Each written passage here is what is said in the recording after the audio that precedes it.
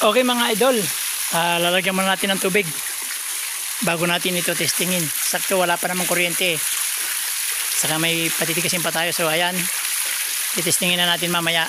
So tutubigan muna natin mga idol. Okay, alright.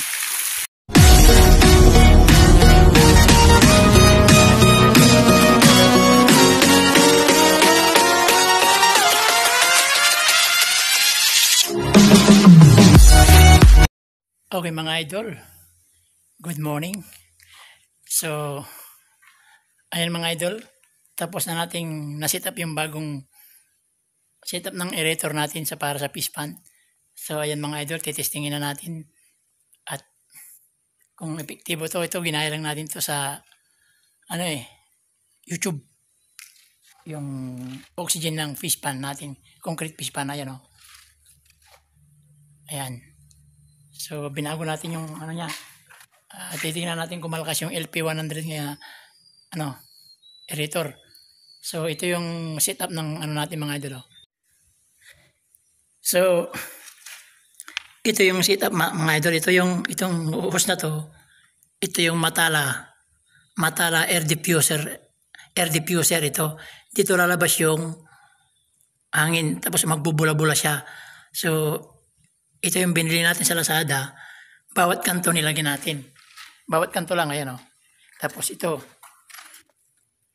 yung hose sa tubig, tapos nilagyan natin ng bakal para hindi siya lulutang. Kasi puro hangin ang laman nito eh. So nilagyan natin ng bakal para hindi siya lulutang. Tinalian natin ng mga bakal mga idol. So ayan mga idol. Ayan. Dalawa. May mga bakal yan.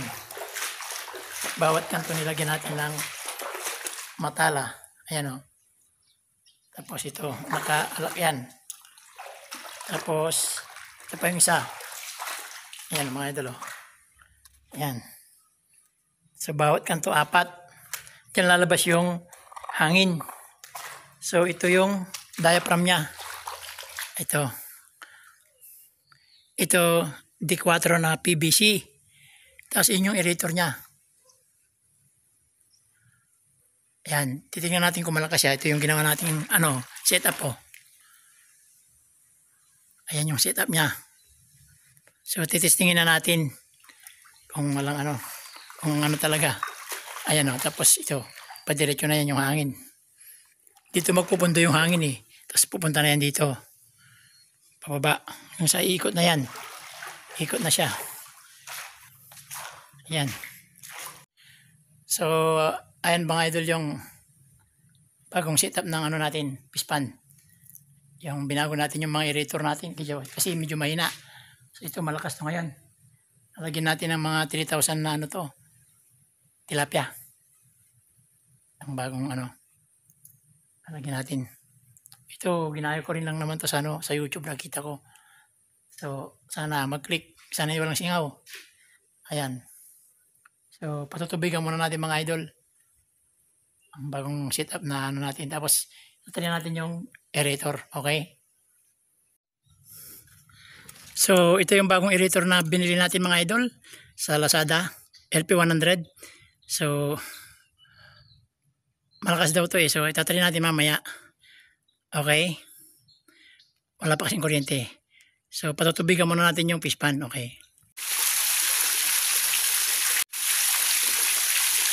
Okay mga idol, lalagyan muna natin ng tubig bago natin ito testingin. Sakto wala pa namang kuryente, saka may patitigasin pa tayo. So ayan, titestingin na natin mamaya. So tutubigan muna natin mga idol. Okay, alright. Okay mga idol, may ilaw na at medyo malalim na rin itong natin fish pan. So itatry na natin yung aerator natin. Itatry na natin, okay. Nagkailaw na rin. Okay, alright.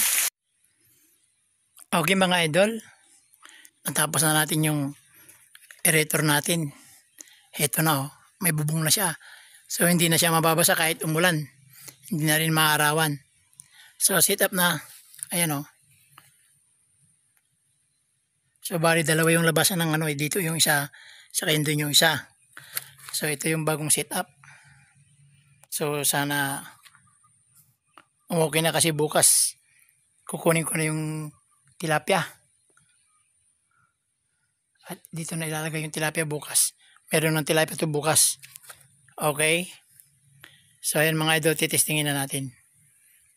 Kung gagana yung apat na kanto. Bali, apat na kanto yung ano, yung panya.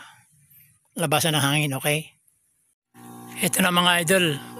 Ito na mga idol, tinesting na natin, oh. Hindi siya masyadong maingay. So ayan mga idol, oh. Effective. Ayan, oh. Yung isa. Yung kanto yung isa. Ito yung kanto. So okay na, pwede nang lagyan ng tilapia bukas. Ready na. Okay? Ayan, oh.